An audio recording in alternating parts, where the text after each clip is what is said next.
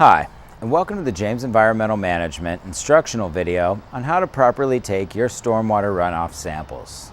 If the purpose of the Industrial Stormwater Runoff Permit and the Stormwater Pollution Prevention Plan is to help ensure that industrial facilities are not impacting stormwater runoff, then it stands to reason that taking stormwater samples is among the most fundamentally important parts of the entire pollution prevention process. Taking your stormwater samples and sending them off to the lab for analysis not only helps to let regulatory agencies know that you're not impacting stormwater negatively or putting anything into the freshwater runoff that shouldn't be there, but it also is an important part of keeping you in compliance with your permit. Let's go ahead and take a look at the contents of the sample kit. First thing you'll find in the kit is this plastic bag, which has your paperwork, your custody seal, and your latex gloves. The custody seal will go on the kit after it's been packaged up and is ready to ship.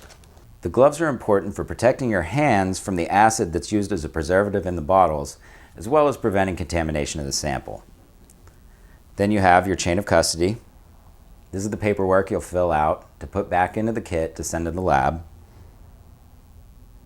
And next we've got your sample bottles. You'll notice that there's a small amount of fluid in the bottom of these bottles. Be careful with this, as there's one of two types of acid used to preserve the samples. You don't want to spill it out, you also don't want to get any on you. If you're using an older kit, you might notice a bottle in there labeled temperature blank. This is literally just a bottle of water that you put back in the kit when you send it back to the lab. The newer kits do not include a temperature blank. Your state regulatory agency might have different requirements as to how frequently or at how many outfalls you need to take samples. All of this regulatory language can be found in your James Environmental Management Stormwater Pollution Prevention Plan.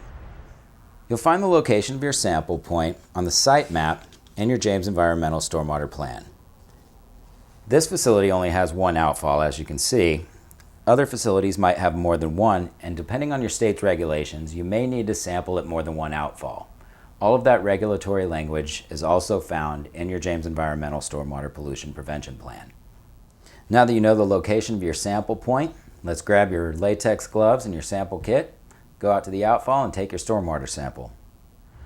Okay, so it's raining. We've inventoried the contents of the sample kit. We've located our outfall and sample point on our site map in our Stormwater Pollution Prevention Plan.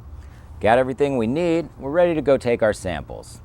You're going to make sure that you have your sample bottles, that you have a clear glass or plastic cup for scooping water out of the outfall to fill the sample bottles, and we've got our nitrile gloves. So let's go ahead and take a sample. So you've got your stormwater runoff coming out of your outfall, and this is where you're going to take your sample. With your plastic or glass cup, you want to gently scoop the water from the top of the water runoff so you don't pick up any dirt or debris that might be running out of your outfall. All right, remember, we don't want to use our sample bottles to scoop the sample. We always want to use a clear plastic or glass cup. As I said before, you want to scoop from the top of the running stream so you don't pick up any debris.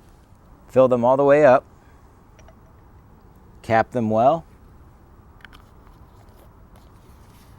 And they're ready to go off to the lab. Okay, so now you've finished taking your samples. You've filled out your chain of custody, your custody seal, and your prepaid FedEx overnight return label.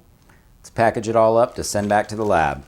Take your full sample bottles, put them back in the cooler, and the final step, you want to go ahead and cover the bottles in ice.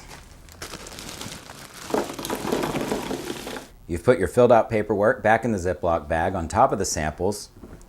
You want to go ahead and close it all up. Tape it very well in a cross pattern to ensure it doesn't come open. Sign and date your custody seal, which is an adhesive label that goes over the opening to the cooler to show the lab that it hasn't been tampered with in shipping. Affix that to the front of the cooler, add your prepaid FedEx standard overnight return label, and send it off to the lab. So as you've seen, taking stormwater samples is a pretty simple and straightforward process. We hope this video has been helpful.